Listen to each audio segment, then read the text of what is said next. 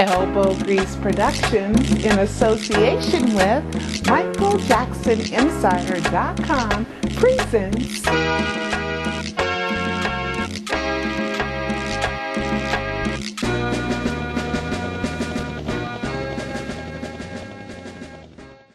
I'm so glad you guys are here. Okay, love you guys, really. Okay, I didn't think I was going to be able to make it, but I was able to make it today to the Robson Safechuck hearing. I don't know if this is the first one, but it's the it's one of the first ones. And basically, it's a hearing to see if this can be heard by the court. Right now, we know that Mitchell Beckloff has been the one that's doing all the estate stuff. He is a probate judge. So he is the one that anything that has to do with the estate, custody, guardianship, money, bills, debts, budgets, accounting, he does everything that has to do with the estate. So a lot of people were kind of confused on you know, the estate. Why is Mitchell Beckloff handling everything? Well, Michael is, by the courts, Michael is dead as far as the state of California is concerned. So right now, everything goes through the estate, which goes through probate. And probate is still open. Probate has not closed, and probate cannot close until all the affairs of the estate have been handled. And when it is closed, then people start getting chunks of money. And so far, we know no chunks of money.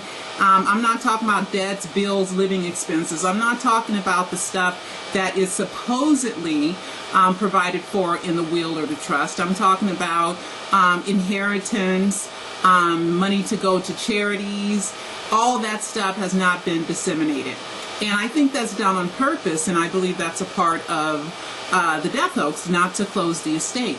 Now, just real quick, as far as Paris, Prince, and Blanket, or as the trust calls any of them, his children, doesn't name who the children are in the trust, it just says his children, don't get money till they're 30 or 35. So we don't have to, I wonder what they're going to do when Prince turns 18.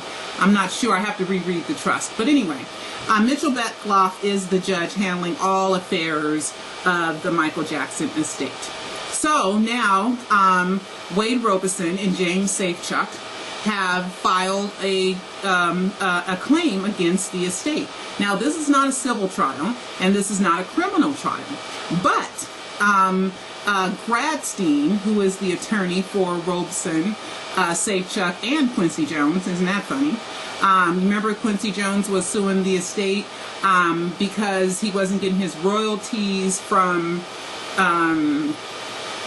the Michael Jackson 1 and the Immortal Tour and stuff like that. I don't know what happened with that, if that's been closed or not. But anyway, let me tell you. So I got there about 9, and I was, oh my God, I was late, so it was hurry up and wait, because the trial didn't really start until around 9:30. The hearing with them didn't start. Howard Wiseman, many of you guys know, he was also part of Michael's legal team in the 1994 Jordy Chandler scandal, which ended up in a settlement, which just catapulted into all kinds of problems with Michael, and people thinking, if I lie, I can get $20 million.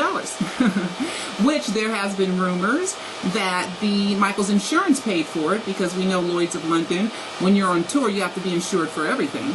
And but the terms of that that agreement, that settlement agreement, is confidential, so nobody really knows what it says in there. Also, it said that Michael did not admit to any guilt. So anyway, Mr. Gradstein, the attorney for Safechuck and Robson, he is arguing that even though the statute of limitations has run out 3 different ways, okay? 3 different ways the statute of limitation has expired. It expired because as of the earliest memory, he didn't want to say repressed, he wanted to call it compressed.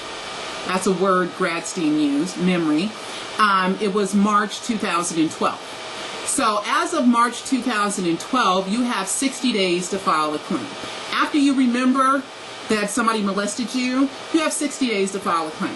Well, he didn't file a claim until the next year, which was May of 2013, but it wasn't officially claimed until August 2013, I believe. I'm not sure if it's 12 or 13. I have to go back and review. The reason why I do is because I know that the media blitz started in 2013. You're welcome, Susie, in 2013. But when he first talked to, started having problems or memorizing or saying that Michael had conned him or threatened him and his family, that if he ever told that, there'd be danger to him and his family. So the 60 days has expired for him to tell after he remembered. Also, the statute of limitations for filing a claim against the estate is 1 year. After you are aware that someone died, you have a year. And then there is a 7 or 10 year after you turn an adult to file a claim. Okay, and I think it's 7 years. So all those three things have expired. So the court right now is deciding whether they can even bring a case. Okay, so there's a term that they kept using, and the term was equitable estoppel. So if somebody knows what that means, you can look that up. I meant to look it up, but I was so busy trying to promote this that I didn't get a chance to look that up. Equitable estoppel. Okay, well, what I understand that to mean is even though statutes of limitations has expired, there are extenuating circumstances where you make exceptions to the rule. Okay, so they kept talking about this 9103, and they were doing all these legal numbers and all this other stuff. Well, the estate, and that's what the estate argued. Okay, the estate argued we shouldn't even be here. Okay, all statutes of limitations have expired, and this is ridiculous. The Gradstein is saying, well, he didn't remember till he remembered. And he had this prison, he was imprisoned in his mind with this compressed memory, and this compressed memory just, all of a sudden unlocked itself March 2012. So when it's March 2012, all heck breaks loose, and he goes crazy, and he basically remembers all this stuff. Now he is suffering emotional damage and emotional harm. Well, that is only, they were saying, the estate was saying, that is only good if it's a criminal case. But right now it's not a criminal case. It is a claim against the estate. Now, also what they're arguing, the estate is arguing, saying that also this can't be brought up in court because they work for the estate, the heirs of Michael Jackson. They don't work for Michael Jackson. So the heirs of Michael Jackson should not be punished because of the acts of Michael Jackson. So that was another thing, saying, look, we serve the interests of the heirs of the estate. We don't serve the interests of a man that's deceased. Okay, so that was another argument. Now, the judge did say, I will not be making a ruling today on whether this can be heard or can't be heard. And then there was the topic of discovery. So the plaintiffs right now are saying, look, we want to look at all the stuff. We want to see everything. So release everything to me so we can look through it and see is there anything we can use against you. And right now, the estate is saying, we ain't showing you nothing. Okay, find your own stuff. Okay, so also the plaintiff wants the estate to admit that they know of Michael's sexual abuse to children. And the estate is like, we don't know nothing. We never saw her. What are you talking about? How are we supposed to know if Michael abused someone? So they went back and forth, and they talked about, well, what about Jordy Chandler, and what about Gavin Arvizo? Well, and then the name John Branca came up, and Howard Wiseman is kind of there as kind of like an overseer of these two other attorneys. It's a male and a female, and I don't know their names good, so I won't even tell you their names. And what would it matter anyway? I probably can call the courts and get the spelling of their names, and I'll post that later if I'm able to do that.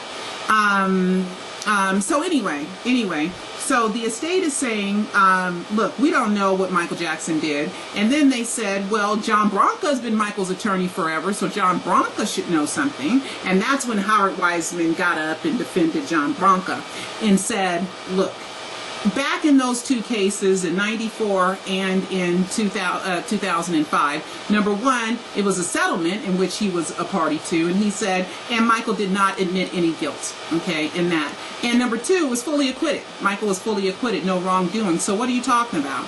You know, and they said, yeah, we know there's been accusations, but none of them have been able to be proven yet. Now, one thing I didn't think that they brought up, was number one, it was for money. They didn't talk about the merits of the case, which is, did Michael molest these people, and do you need to give me some money for it? They tried to bring in something about Michael's businesses, you know, that they were at fault because Michael had businesses.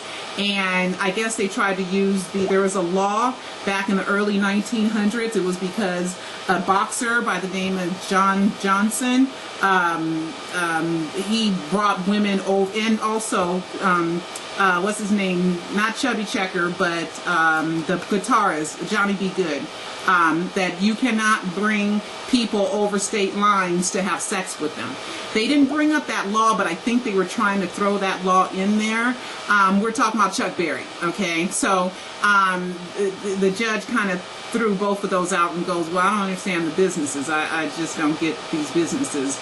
You know, why would they have something to do with it? So that was kind of tossed to the side.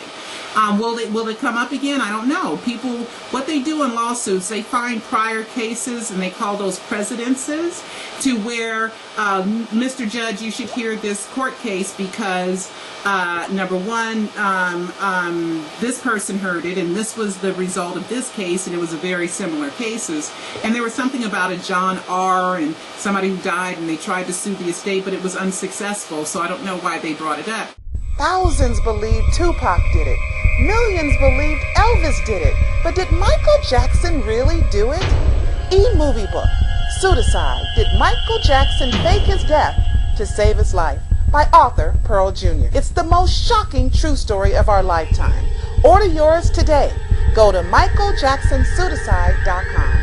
That's michaeljacksonpseudocide.com.